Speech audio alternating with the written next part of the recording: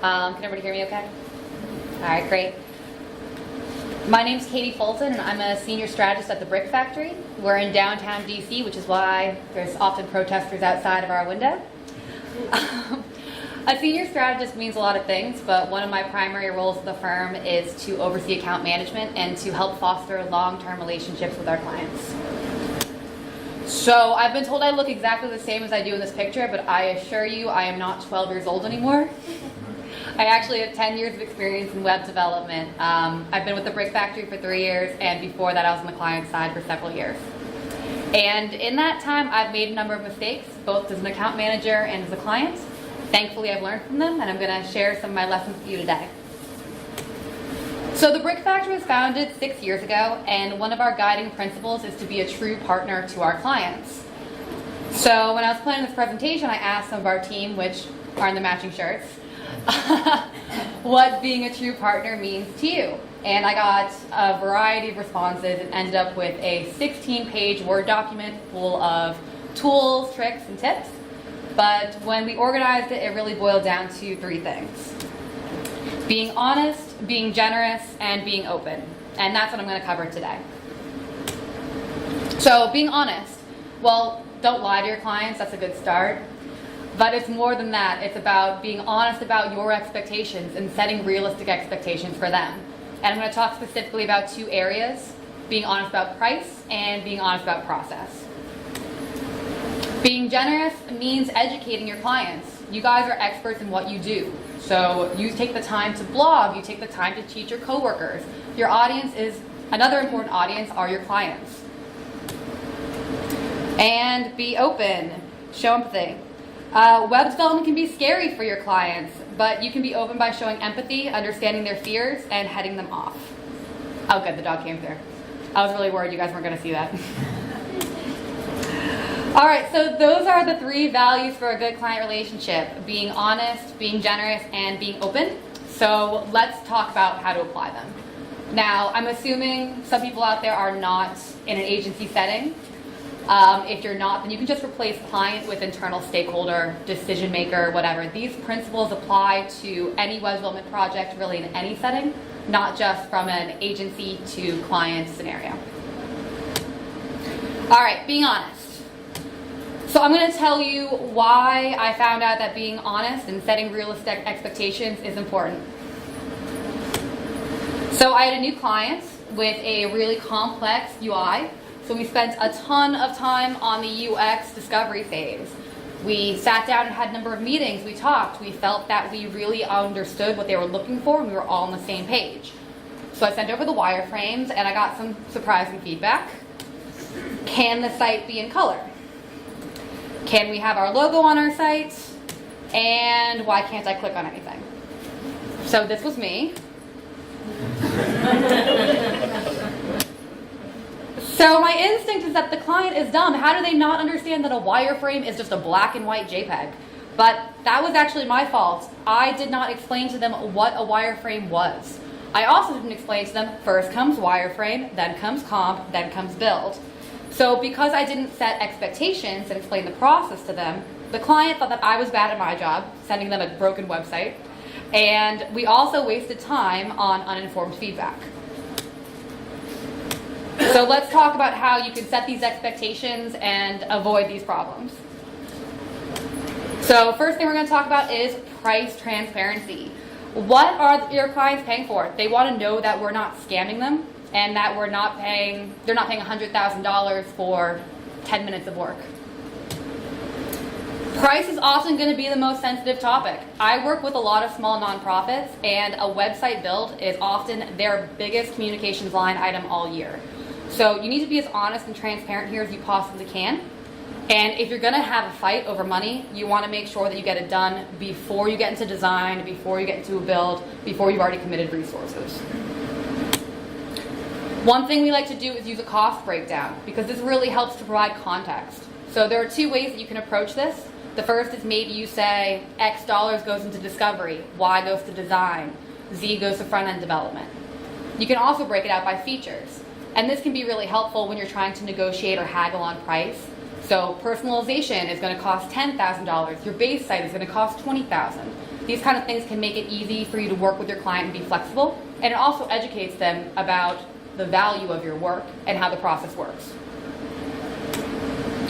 So you want to flag anything that might seem overpriced. Your client doesn't understand the work behind the scenes. They don't understand setting up environments, setting things up on local, quality control, code management, research. All of this goes into your estimate, or at least it should. So you need to explain that to them. Also, there are what's called icebergs. You guys are probably familiar with this, where it looks like a simple change, maybe it's a text change, but it actually takes a couple hours of work to get it set up. You need to explain that to the client because they're not going to understand why something so small to them is so expensive. You can also want to flag things that are underpriced. So if you've done that setup work before, well, the second time you have to do a change on a site, it should be faster and cheaper. But your client needs to understand that. If it was $100,000 the first time and it's going to be $20,000 this time, that's a big discrepancy. Help them understand why. Also, if you're over-servicing, that can lead to skewed perceptions. At our firm, we often take on projects where we know we're going to lose maybe a little bit of money because we want to invest in the research. We want to train our people on it, or it's just a really great project for us to work on. Well, if we're discounting work, the client needs to understand that. Everybody loves getting free work, but we don't want to set the expectation that that's what it's always going to cost. All right, so this picture, I'm definitely going to give it a second to load because most clients have no idea how the sausage or a website gets made.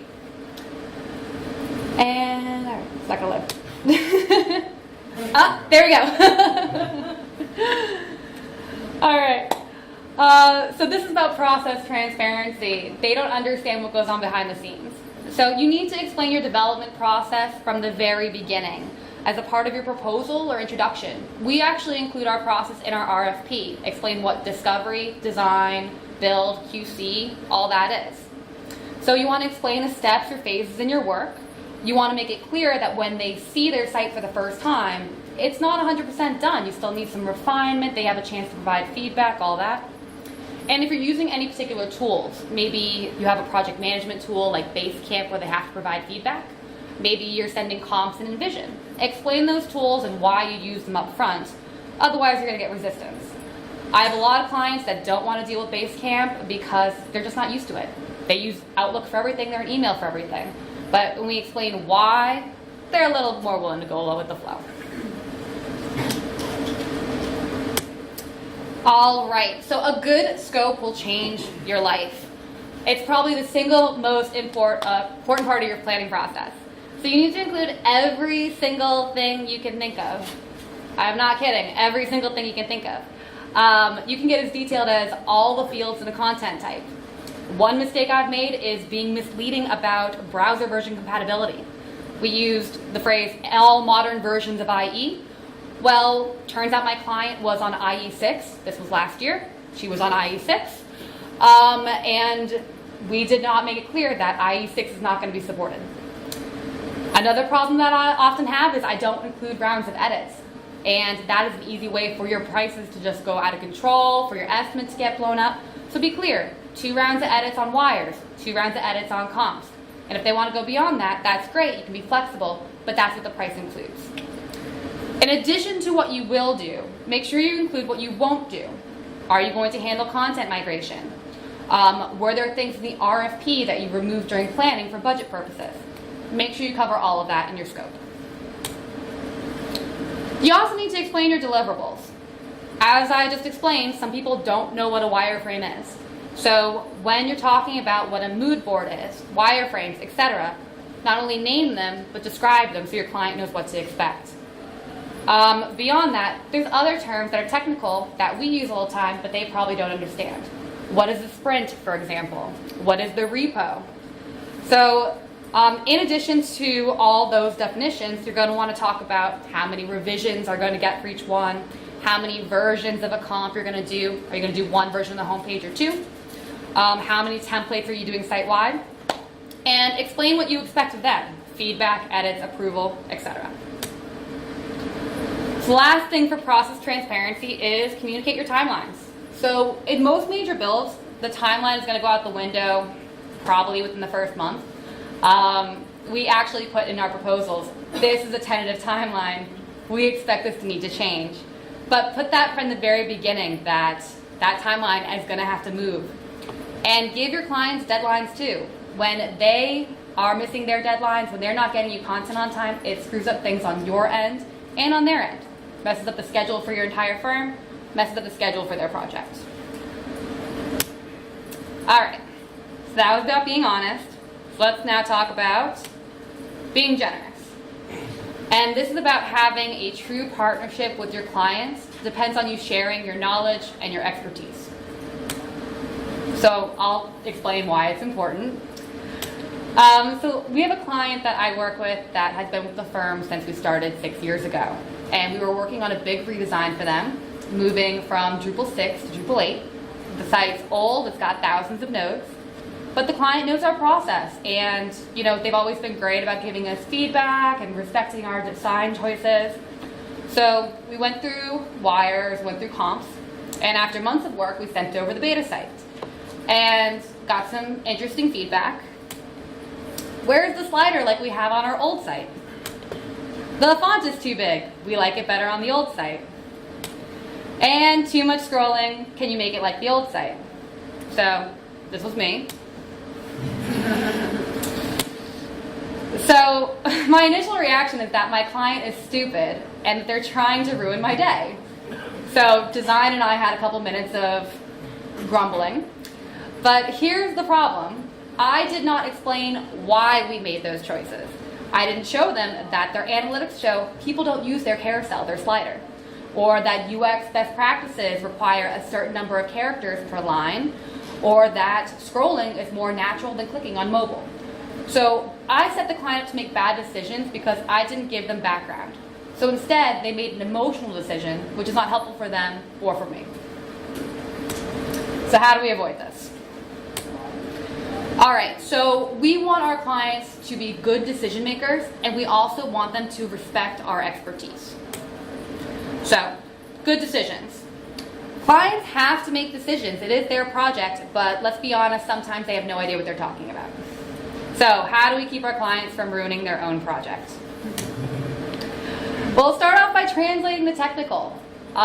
When I say, hey, I need to make Drupal updates to your site, they do not understand what that means. So one thing we've started saying is Drupal updates are like an oil change. It's regular maintenance you need to do to keep your site working normally, but does not have to be done this very second. You can put it off for a couple weeks if you need to. So find a good metaphor that explains the technical and puts it in terms that they'll understand. You also need to explain your process. So we talked about explaining at the very beginning, but explain it as you go along. If you're on a 6-month build, there's a very good chance that your client has no idea what the development process is after you're 3 months in. Remind them. It's also a chance to give more detail. If you spent 3 hours and 40 pages explaining your process right at the very beginning, I guarantee you they did not read it or did not pay attention. So take this opportunity to give more detail about what your expectations are. You need to customize support. You're going to have clients that are super tech savvy, have a wealth of technical knowledge, maybe internal resources that can help explain things, or have just been doing this for a long time and have been through this. Other clients are new, and they're going to require more hand-holding, explanation, and time. So understand your client, maybe talk to them about their background, and then customize your level of support for them. So, you are an expert. Clients do not know what you know. If they did, we would not be here, we would not be working. So, how do you get them to respect your expertise? Well, if you want to build trust and credibility, you really need to explain the rationale behind your decisions. Like I talked about, there's a reason we did not include a slider on that client site. It was because the analytics showed it wasn't working. So give that background. Use data, provide context, and just show them why. This is also an opportunity to show where you misunderstood the requirements. If you really explain your full thought process, what you're trying to do, and the client says, oh, you're totally off base, well, good thing you figured that out early on. So you can push back against bad decisions. I've had clients say to me, hey, I want to go completely off color palette and make this bright flashing pink. I don't want to do that. It's not going to look professional. And I explained to them my reasons why. If you have data, experience to back it up, then sometimes they'll listen. But you also have to know when to let it go. Sometimes they just want what they want, and it is our job to make the client happy. You can also share your mistakes. We've all been doing this for years. So what mistakes have you made? What mistakes have other clients made? If you can share stories that are similar to the situation your client is in. I like presenting it in a story. It gives context. It's easy for them to place themselves in the shoes of the person. And so it helps to internalize advice. All right, so we talked about being honest and being generous. On to being open. And so this is really about empathy. Like I said, investing in a website can be scary. For a lot of my clients, it's the biggest line item in their communications budget. And sometimes they really don't know what they're signing up for because they don't have technical expertise. So it's your responsibility to understand their fears, try to mitigate them, and to help your clients feel comfortable. So to do that, we're going to look at 4 of the most common fears I see in my corporate clients. The first client fear is that will go rogue, that will do something completely different from what they want or ask for. So start off, have a kickoff meeting with them, just listen. This is an opportunity not for you to talk, but to ask questions. What are their goals? Who is their audience? What are their pain points on their current site? If you take the time to actually listen, they're going to feel like you understand them. Written specs are also helpful because it's a detailed contract that the client has saying what you will do for them. And visual examples before you start. This is a really great way to nail down what non-technical clients are looking for. They often have a hard time explaining what they want. Most of my clients can't tell me the difference between a serif and a sans serif font. They'll just say the one with the feet. So this is an opportunity to get them to react. Maybe use site examples or color palettes and try to help. It'll help you nail down what they're really looking for and what their tastes are. All right, another client fear, that you'll ghost them, that you'll just disappear. So the best way to do this is to have a single point of contact. Somebody who they know is an advocate for them, and they can call, and that person's going to pick up the phone. I know that email aliases are super convenient when you have a lot of people on your team and you're dealing with a big client, but they can feel impersonal. They don't know who the person on the other end is going to be and when they're going to respond or how they're going to respond. Over-communication is key to assuaging this fear. So we have a rule at Brick Factory that every email gets answered that day. Now, oftentimes you are not going to have the answers at that point, so you can say, hey, I'm working on this, or I need more time, or let me figure that out for you. As long as you're showing that you heard them and that you're working on it, you're fine. So you want to schedule some check-ins because consistency equals comfort. So if it's a bigger build, maybe it's a daily stand-up for 10 minutes. If it's a smaller project, bi-weekly check-ins to see how things are going. This is a chance for the client to raise concerns. You can talk about big steps you've taken and what's next. A dashboard is also a great way for bigger builds for the client to see progress without you having to do any extra work.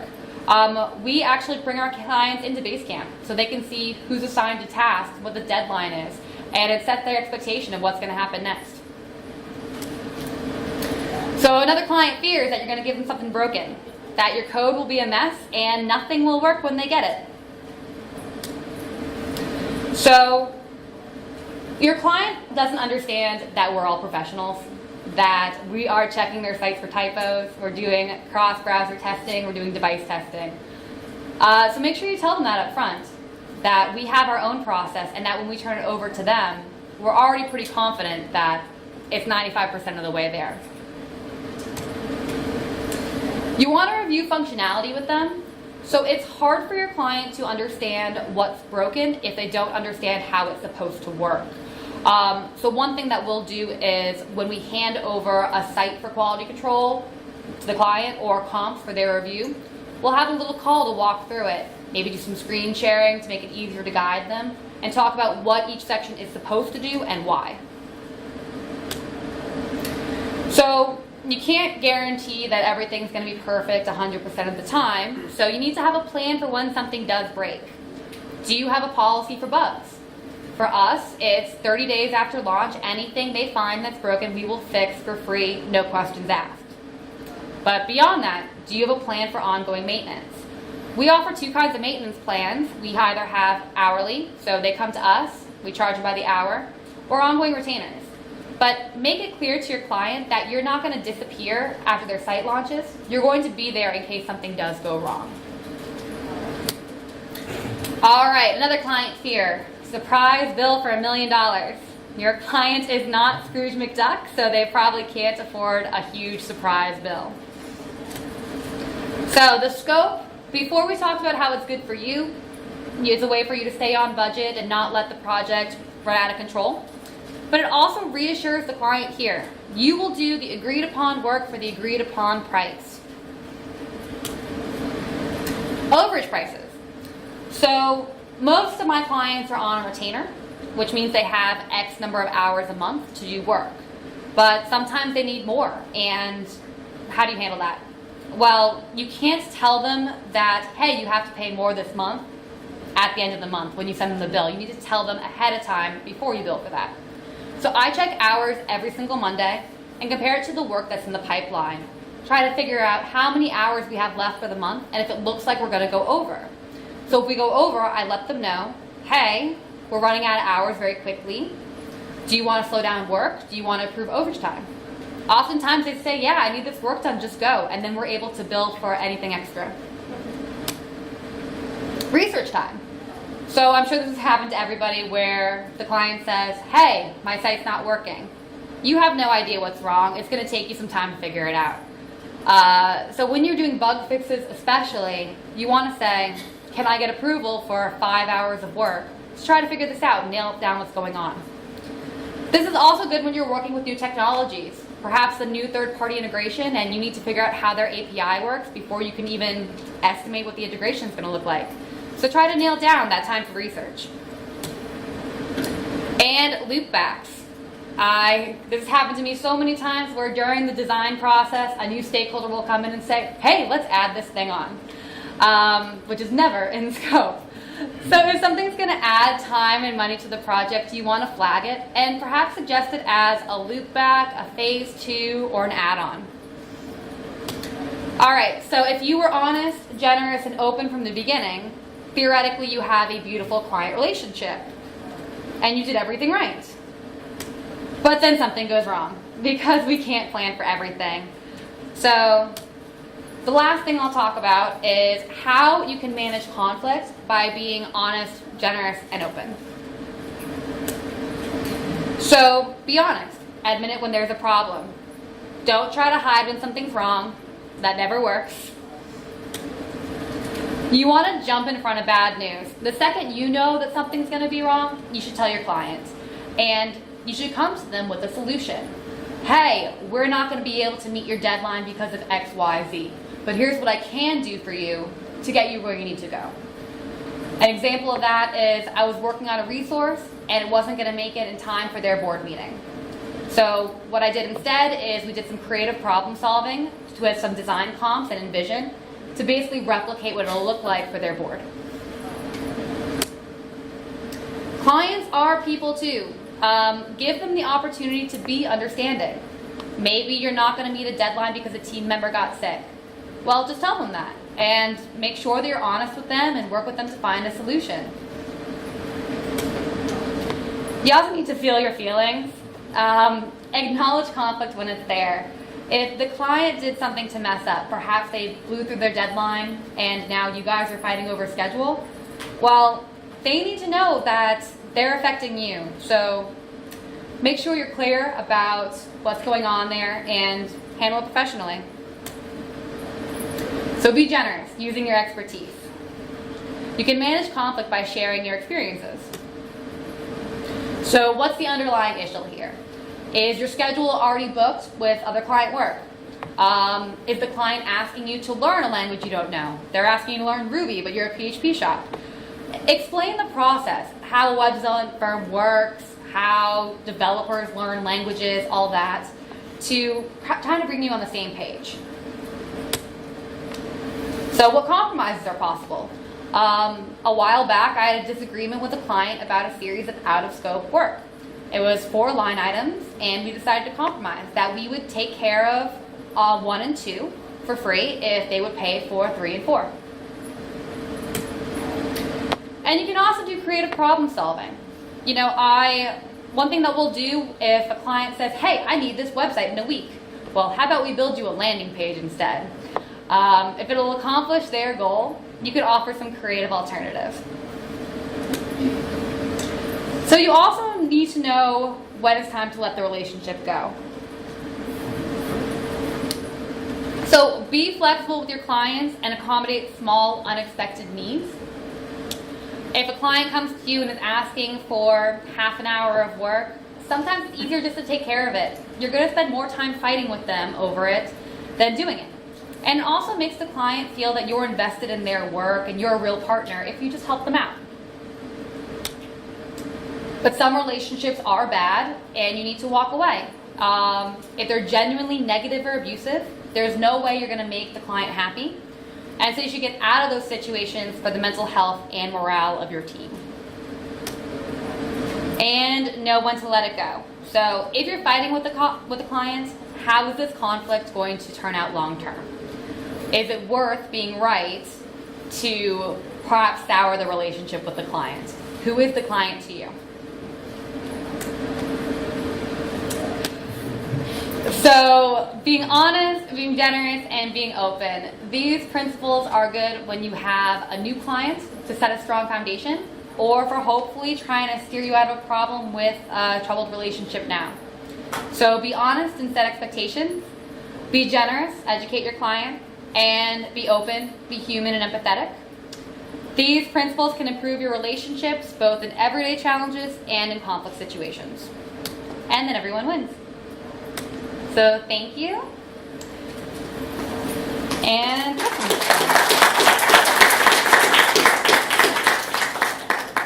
we happen to have several members of the Brick Factory Client Services team here, so you can get answers not just from me, but from our whole staff pretty much. If anyone has any questions.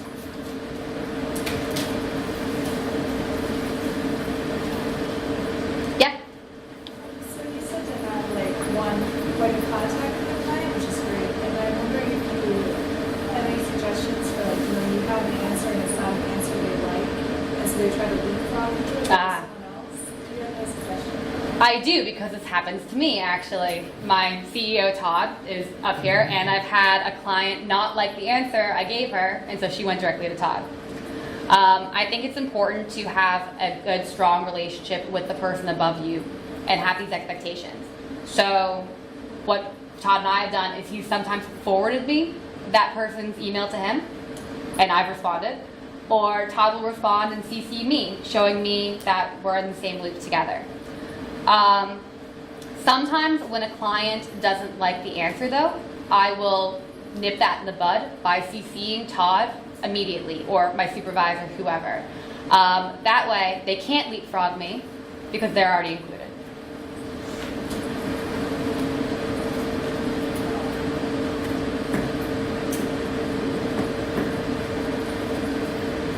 We have 10 more minutes. I will sit here and stare you all down. Go ahead. Do you have any strategies for dealing with clients who finish their projects, now they're maybe moving into support maintenance, maybe ad hoc? Well, I guess I'll frame my challenge is that client wants to work with the original project team. That original project team needs to move on to the next big job. They just spent 6 to 9 months building all this great trust. How have you been handling that? That's a good question.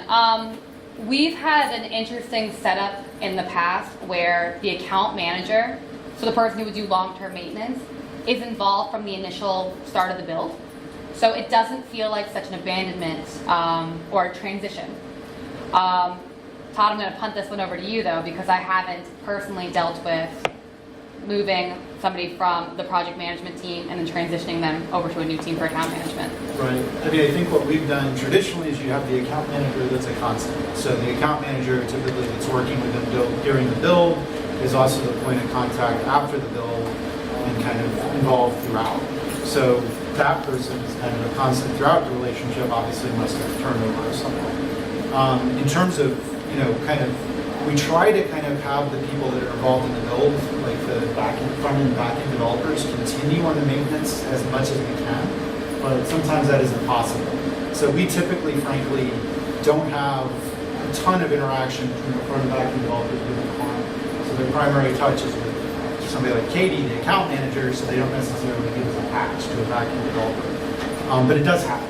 Like we have ones that are more technical, where the back end developer becomes really ingrained with the client, and they have to get off the project, and you have usually only so much you can do with that. So,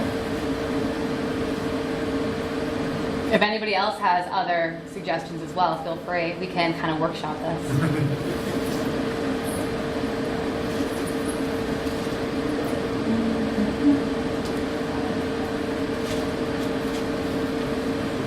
Clients in the middle of the process will have more features and everything.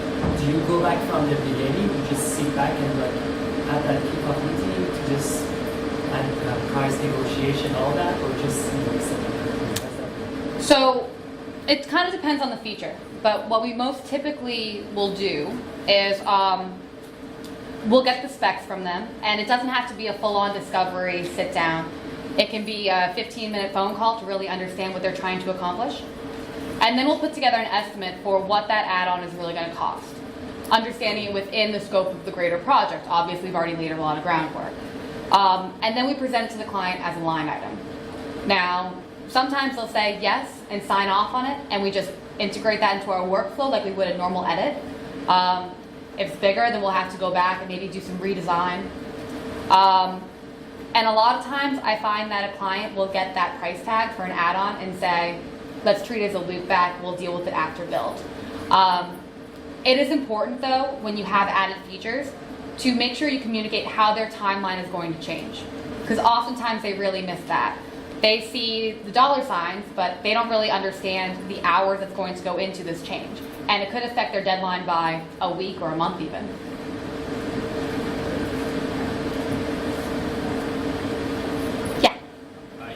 Make the scope as detailed as possible, so you can be transparent about price, but how do you deal with getting to a point where you're doing actual work and development, making it so detailed that's costing money and having to create money to charge them? You mean when something is outside of the scope? No, you're just defining the scope with them. You said even listing out all the Yeah. content type. I mean, that's a lot of work. You haven't agreed to pay you yet, you're still in that. Gotcha. So I'll take a step back and explain kind of how I usually approach this process. So we'll do the initial proposal where we'll kind of describe things high level and have maybe a range for the fee or a set project fee at that point. It's during the actual contract that we give them the scope. It's a part of the contract. Now at that point, they've agreed to the price, we're ready to start work. They of course have the opportunity to negotiate it at that point. But you're further along. It's not like you're doing this as part of a proposal for an RFP you got pulled, because I agree, that's a waste of time for you to spend, work with your developers to have a 40-page scope or something like that.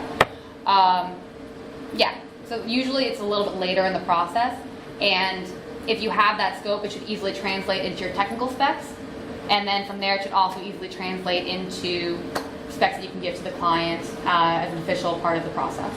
and we also try to kind of, you have a price that you do during the contract phase, and then you kind of enter into the discovery planning phase. And during that discovery planning phase, we may have flagged some things that are potentially problematic, where the price needs to harden after discovery. So a lot of times, if we see something, there's some stuff you do that you know how to do. Like I know how to set up content types and do a site build. I have a pretty good idea what that's going to cost. But say I've never worked with Magento, and all of a sudden I'm doing a bunch of work with the Magento API, that's scary. So that we might say, okay, the contract I'm putting 5 to 10 grand here, and we'll harden the price after discovery. So I try to kind of punt on things that you're really scared of. And make that decision after you've done more research.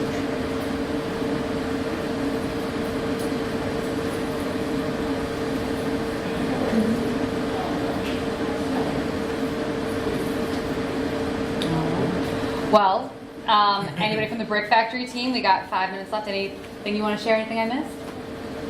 Good job. All right. Well, then thank you guys. And I'll invite you to come by the Brick Factory booth and grab a shirt. If you mention that you were at my session, they might not even let you listen to our whole spiel. So, thank you all.